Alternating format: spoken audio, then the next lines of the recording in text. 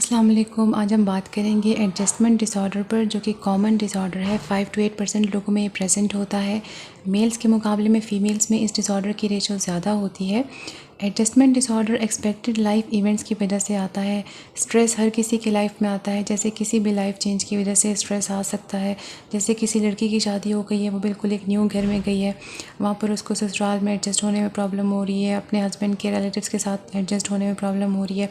या किसी का ट्रांसफ़र हो गया तो एक न्यू सिटी न्यू प्लेस में एडजस्ट होने में प्रॉब्लम हो रही है, किसी बच्चे का स्कूल चेंज हो गया है तो वहाँ पर उसको एडजस्ट होने में मसला हो रहा है, या किसी का ब्रेकअप हो गया, उसकी लाइफ में स्ट्रेस आ गया, उस वजह से उसको प्रॉब्लम आ रही है वगैरह। डिफरेंट लाइफ चेंजेस जो आती हैं उसकी वजह से स्ट्रेस हो सकता है। मोस्ट ऑफ़ द टाइम लोग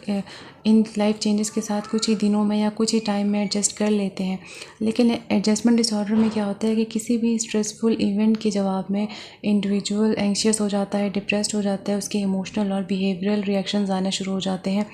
ये ओवर सेंसिटिव लोग होते हैं, और ये जो बहुत ही सेंसिटिव होंगे, और ये किसी भी स्ट्रेस के जवाब में बहुत ही ओवर रिएक्ट कर जाएंगे। एडजस्टमेंट डिसऑर्डर को स्ट्रेस रिस्पॉन्स सिंड्रोम भी कह सकते हैं, यानी इसको स्ट्रेस रिस्पॉन्स सिंड्रोम भी कह सकते हैं। ये एक शॉर्ट टर्म कंडीशन होती है, और ये तब आती है जब इंडिविजुअल किसी भी लाइफ चेंज के साथ मैनेज ना कर पाए, वो वहाँ पर एडजस्ट ना हो पाए, उसको लगे कि उसके हिसाब से कुछ नहीं हो, या जिस तरह से वो चाह रहा था उस तरह से नहीं हो पा रहा, तो उस वजह से भी उसको स्ट्रेस होना शुरू हो जाता है। स्ट्रेस सिर्फ नेगेटिव चीज़ों से नहीं होता, बल्कि पॉजिटिव चीज़ों से भी आ सकता है। जैसे कि किसी की प्रमोशन हो गई है, तो स्टार्ट में तो बहुत खुश है कि उसकी सैलरी इंक्रीज़ हो गई है, उसका ग्रेड इंक्रीज़ हो गया, उसको एक अच्छी पोस्ट मिल गई है, लेकिन वक्त के साथ साथ उसको ये फील होने लग जाता है कि वो टैलेंटेड तो है, लेकिन वो वहाँ पर मैनेज नहीं कर पा रहा, उसको लोगों के साथ मैनेज नहीं करना आ रहा, या वो वर्कलोड का प्रेशर नहीं बर्दाश्त कर पा रहा, तो उसको तब प्रॉब्लम आना शुरू हो जाए। या किसी की जो है लाइफ चेंज ऐसे हो जाए कि शुरू में तो उसका एक रिलेशनशिप है, वो बहुत खुश है, लेकिन वक्त के साथ साथ उसको लगने लगे कि वो खुश नहीं है उस रिलेशनशिप में, तो उसको प्रॉब्लम आना शुरू हो जाए। तो स्ट्रेस, या किसी बच्चे की अच्छी पोजीशन आ गई है, उस बच्चे ने टॉप कर लिया है, लेकिन अब उस पर क्या, उस वक्त तो वो खुश है, काफ़ी घर में खुशियाँ हैं, लेकिन उसके बाद उस बच्चे को फ़ील हुआ कि अब उस पर प्रेशर ज़्यादा आ गया, क्योंकि उसने अपनी पोजीशन को मेंटेन रखना है और उस पर अब प्रेशर ज़्यादा है पढ़ाई का, तो तब भी उसकी लाइफ में स्ट्रेस आना शुरू हो जाए।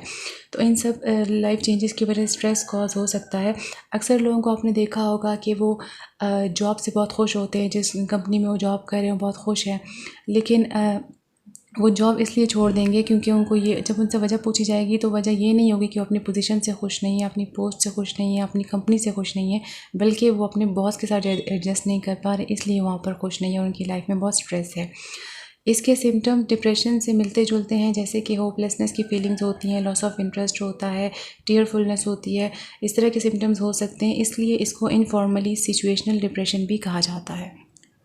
एडजस्टमेंट डिसऑर्डर के symptoms individual to individual vary कर सकते हैं। एडजस्टमेंट डिसऑर्डर में बिहेवियर और इमोशनल रिएक्शंस होते हैं,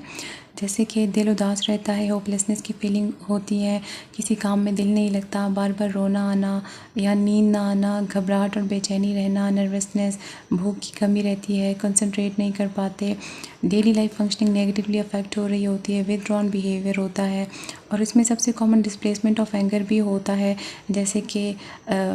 अपने से लेस थ्रेटनिंग लोगों पर अपना गुस्सा निकाल देना, वहाँ पर अपना एंगर डिस्प्लेस कर देना, जैसे कि अगर बॉस से नहीं बनी तो घर आकर बच्चों से या वाइफ से लड़ लेना, तो जहाँ पर बस चले वहाँ पर अपना गुस्सा निकाल देना, इसमें ये भी होता है। इसके अलावा सिवियर केसेस में सुसाइडल थॉट्स और सुसाइडल बिहेवियर भी हो सकता है, जैसे कि अक्सर हम लोग सुनते हैं कि किसी बच्चे को खेलने नहीं दिया गया तो उसने उसको सुसाइड अटेम्प्ट कर लिया, मतलब उसको किसी गेम, कोई ऑनलाइन गेम उसको पसंद है, वो उसको खेलने नहीं दी गई, तो वो स्ट्रेस जो है उसने ओवर रिएक्ट कर गया और उसने सुसाइड ही अटेम्प्ट कर लिया उस पर।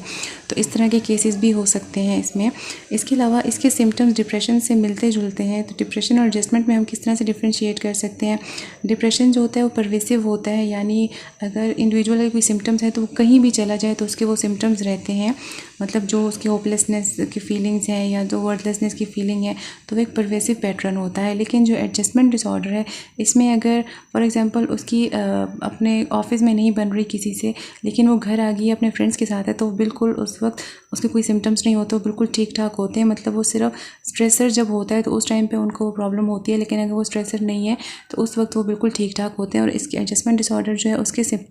उसके सिम्टम 3 मंथ्स के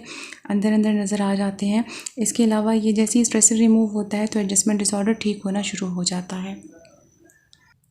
कौन कौन से कॉजेज़ हैं या कौन कौन से रिस्क फैक्टर्स हैं जिनकी वजह से एडजस्टमेंट डिसऑर्डर डेवलप हो सकता है। स्ट्रेसफुल इवेंट्स जैसे कि हमने पहले भी बात की है कि पॉजिटिव और नेगेटिव दोनों हो सकते हैं, जैसे डिवोर्स है या मैरिटल प्रॉब्लम्स हैं, इंटरपर्सनल रिलेशनशिप प्रॉब्लम है,